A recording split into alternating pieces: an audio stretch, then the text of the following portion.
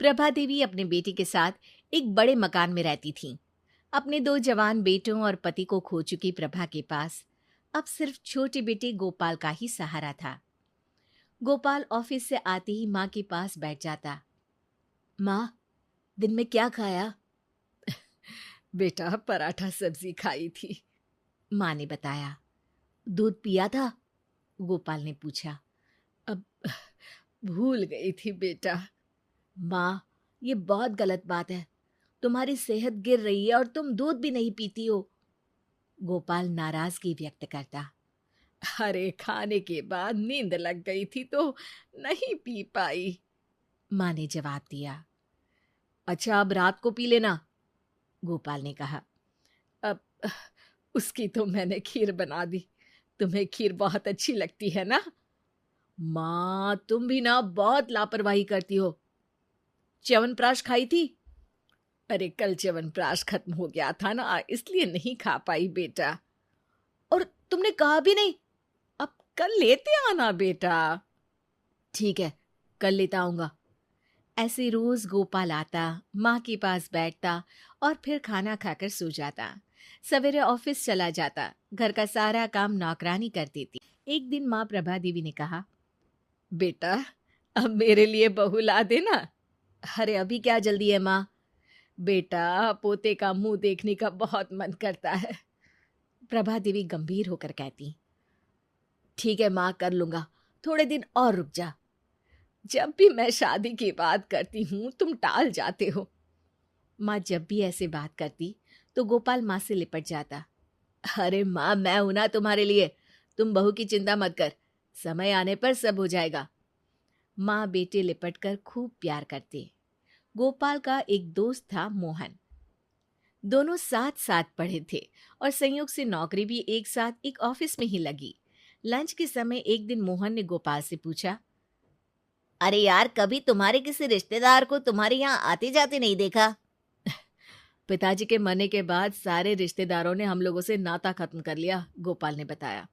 क्यों? इस समय तकलीफ में रिश्तेदार ही तो काम आते हैं, मोहन ने आश्चर्य से कहा। लेकिन मेरे साथ ऐसा नहीं हुआ। यहाँ तक कि चाचा, जिन्हें पिताजी ने पढ़ाया लिखाया था, उन्होंने भी नाता तोड़ दिया। गोपाल थोड़ा गंभीर हो गया। चाचा जी को तो ऐसा नहीं करना चाहिए था, मोहन ने कहा। अरे चाचा को छोड़ो, बुआ ने भी आना जाना छोड़ दिया। सबको लगता था कि हम लोग उन पर बोझ बन जाएंगे। अब भी नहीं आते जाते क्या? मेरे बड़े होने और नौकरी लग जाने के बाद सभी ने रिश्ता फिर से बनाने की कोशिश की, लेकिन माँ ने मना कर दिया। जब मुसीबत में साथ नहीं थे तो अब क्या रिश्ता रखना? सही किया माँ ने। कुछ दिन बाद गोपाल ने मोहन से कहा। यार मोहन, तुम अकेले रहते हो एक कमरे में, हमारे यहाँ क्यों नहीं आ जाते? दोनों साथ रहेंगे। मोहन की बहुत ना नुकुर करने के बाद गोपाल ने मोहन को अपने घर में रहने के लिए राजी कर लिया और अब मोहन और गोपाल एक साथ रहने लगे। गोपाल की माँ को भी अच्छा लगने लगा। 3-4 महीने बाद एक दिन गोपाल ने माँ से कहा। माँ, मेरा 9 महीने के लिए चेन्नई ट्रांसफर हो गया है। अरे बेटा, तुम्हारे बिना मैं कैसे रह पाऊंगी? माँ, मोहन है और नौकरानी भी तो है, तुम्हें कोई तकलीफ नहीं होगी। फिर 10 महीने की ही तो बात है। बेटा, ट्रांसफर रुक नहीं सकता क्या? माँ ने रोते हुए पूछा। नहीं माँ जी, वहां गोपाल के अलावा कोई नहीं जा सकता, क्योंकि वो काम सिर्फ गोपाल ही कर सकता है,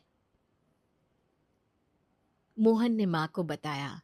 ये सुनकर माँ रोने लगी थी। फिर एक दिन गोपाल चेन्नई चला गया। मोहन माँ का बहुत ख्याल रखता। नौकरानी दोनों समय आकर खाना बना दिया करती थी और मोहन माँ की हर जरूरत का ध्यान रखता। 1 महीना हो गया, गोपाल की कोई खबर नहीं आई तो माँ ने कहा। मोहन बेटे, गोपाल से बात तो करा दे। जी माँ जी। मोहन ने माँ को फोन दे दिया। कैसे हो बेटा? मैं बिल्कुल ठीक हूँ माँ, तुम चिंता मत करो। हर महीने माँ गोपाल से बात करती और गोपाल हर बार यही कहता। बस माँ, 3 महीने और रुकना पड़ेगा, कुछ काम बाकी है ना। अरे जल्दी आना बेटा, तुझे देखे बहुत दिन हो गए। अरे चिंता मत कर माँ, मोहन है तो। हाँ, मोहन तो मेरा बहुत ध्यान रखता है। इसी बीच 4-5 दिनों के लिए मोहन भी चेन्नई गया था और लौट कर आया तो माँ को यही बताया था कि गोपाल बिल्कुल ठीक है, चिंता की कोई बात नहीं है। मोहन हमेशा माँ से गोपाल की बात कराता रहता, लेकिन आया नहीं। एक बार माँ बहुत बीमार पड़ी, फिर भी गोपाल नहीं आया। माँ की हालत खराब होती जा रही थी।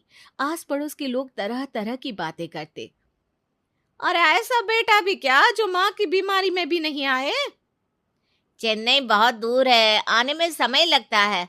फिर सरकारी नौकरी में छुट्टी इतनी जल्दी कहाँ मिलती है। कुछ दिन बीते, माँ की हालत बहुत खराब हो गई और फिर वो मर जाती है।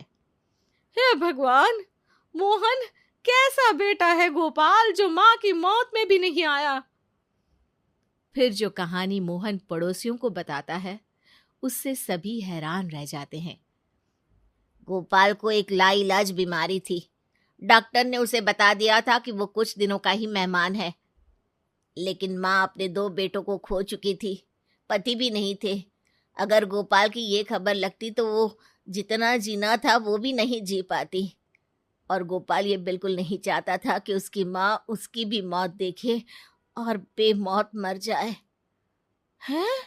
फिर वो फोन पर कौन बात करता था?